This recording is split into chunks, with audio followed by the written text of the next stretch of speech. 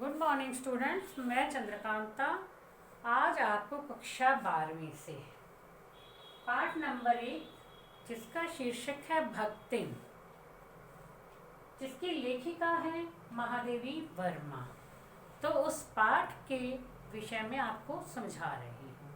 तो किसी भी पाठ को पढ़ने से पहले हमें उसके जो भी लेखक लेखिका कवि कवित्री जो भी हैं उसके बारे में जान लेना आवश्यक होता है। यदि उसके बारे में हम थोड़ा सा जान लेते हैं तो हमें आगे पाठ जो पढ़ना आसान हो जाता है, समझ में आ जाता है जल्दी से।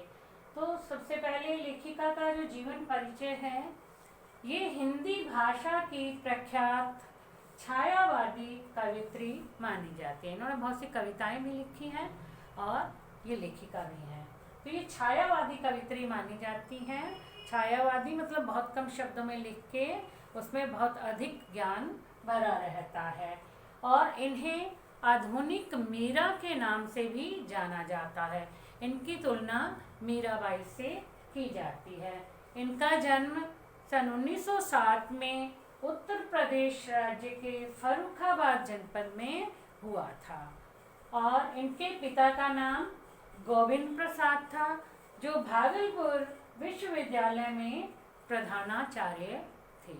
इनकी माता हेमरानी देवी जो धार्मिक प्रवृत्ति की महिला थी और इनकी जो प्रारंभिक शिक्षा वो इंदौर में इन्होंने प्राप्त की थी और उच्च शिक्षा करने के लिए ये प्रयाग में गई थी।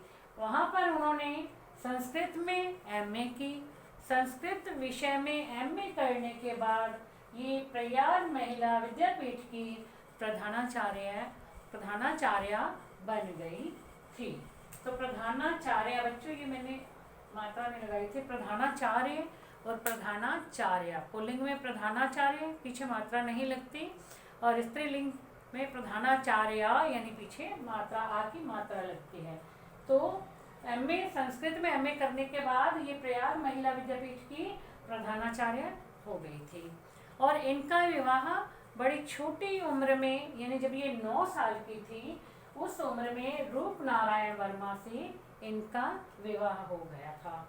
लेकिन इनका जो कहते हैं ना, घर पे अपने पति के साथ इनकी नहीं बनी थी, गृहस्थ जीवन इनका सही नहीं रहा था और ये उनसे अलग रहती थी, अपने पति के साथ में नहीं रहती थी, इन्होंने अलग रहना शुरू कर दिया था। इन्होंने नारी की स्वतंत्रता के लिए हमेशा संघर्ष किया। ये चाहती थी कि नारियां भी पढ़ लिख करके आगे बढ़ें और अपने अधिकारों को प्राप्त कर सकें। भी अपने अधिकारों को प्राप्त करने के लिए नारी की शिक्षा बहुत ज़रूरी है, एक नारी को शिक्षित होना बहुत ज़रूरी है। इसके लिए इन्होंने बहुत प्रयत्न किए थे। साहित्यिक सेवाओं के लिए इन्हें राष्ट्रपति से पद्म भूषण से सम्मानित भी किया गया था राष्ट्रपति के द्वारा। और ये जो हमारे कवि हैं, छायावादी कवि हैं, सुमित्रा नंदन पंत, सूर्यकांत त्रिपाठी निराला, इन दोनों को ये अपना भाई मानती थी और इन्हें राखी बांधती थी। और 11 सितंबर 1987 को इनकी मृत्यु हो गई थी।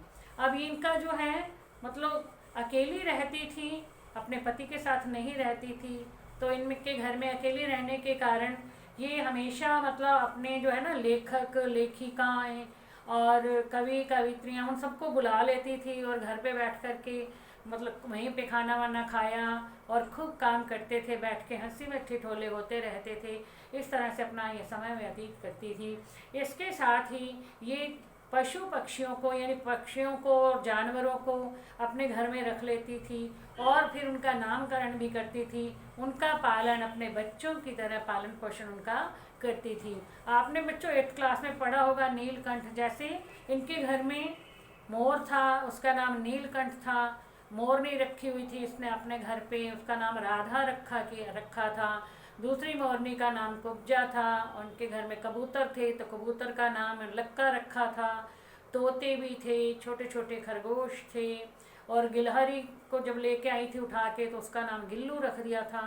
तो इस तरह से ये बहुत से जानवरों को अपने घर में पालती थी और और बहुत से पक्षियों को भी पालती थी। और वो सारे जानवर और पक्षी एक इन्होंने जाली का चिड़ियाघर सा बना रखा था, वहाँ पर छोड़ देती थी। पहले कई दिनों तक तो उन पक्षियों को या जानवरों को अपने पास रखती थी, अपने कमरे में भी रख लेती थी। कई बार तो वहाँ पर वो बहुत कुछ सीख जाते थे, तब उन्हें जो है उस जाली घर में छोड़ दिया जाता था और वहाँ पर वो सारे जानवर जो है मिल कर के रहते थे।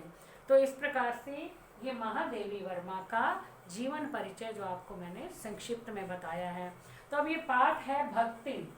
अब ये भक्तिम पाठ ये एक ऐसी महिला की कहानी है जो अपने घर में बहुत दुखी थी, यानी पति की मृत्यु हो गई थी और उसके बाद 3 बेटियां थी। घर में सास जेठानियां, क्योंकि वो उसे कुछ भी नहीं समझती थी कि इसके 3 बेटियां हैं और जेठानियों के बेटे थे, तो उसे बहुत परेशान किया जाता था। तब वो अपना घर बार छोड़ कर के तो लेखिका के पास पहुंची थी, लेकिन इसका जन्म का नाम लक्ष्मी था।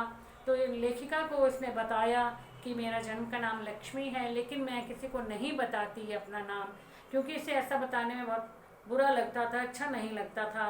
लक्ष्मी का अर्थ होता है धन की देवी, लेकिन ये बहुत गरीब थी, इसलिए अपना नाम लक्ष्मी किसी को नहीं बताती थी। और लेखिका ने इसका नाम भक्तिम रखा था, क्योंकि ये गले में माला पहने रखती थी, सफ़ेद वस्त्र पहन के रखती थी, अपना सिर मुड़ा के रखती थी, मैंने यानी कि हमेशा जो है भक्ति में लगी रहती थी। इसलिए लेखिका ने इसका नाम भक्तिम रख करके इसे अपने पास काम करने के लिए रख लिया था। इसे अपनी दासी बना लिया था, सेविका बना लिया था। लेकिन इनका संबंध आपस में एक दासी या सेविका का नहीं था, बल्कि आपस में दोनों मित्रों की तरह रहती थी, जैसे दोनों सहेलियां हों, इस तरह से रहती थी। लेखिका के पास रह करके भक्तिम ने बहुत कुछ सीखा और बहुत कुछ जीवन में प्राप्त किया था। तो इस प्रकार से लेखिका जो बहुत ही दयालु प्रवृत्ति की थी, तो वो भक्तिम जैसा भी बनाती थी, जैसा भी करती थी, वैसा ही वो मान लेती थी। ऐसा नहीं था कि मैंने इसे अपने घर में काम करने के लिए रखा हो तो उस पर रोक झाड़ती हूँ कि ऐसे नहीं होगा, ये ऐसा करने पड़ेगा, ऐसा करने पड़ेगा, नहीं, बल्कि खुद ही उसके अनुसार ढल जाती थी। तो इस तरह से ये पाठ में भक्तिम के बारे में बताया गया है। आपको विस्तार से मैं जो है नेक्स्ट वीडियो में समझाऊंगी। तो आज के लिए बच्चों इतना ही। Thank you.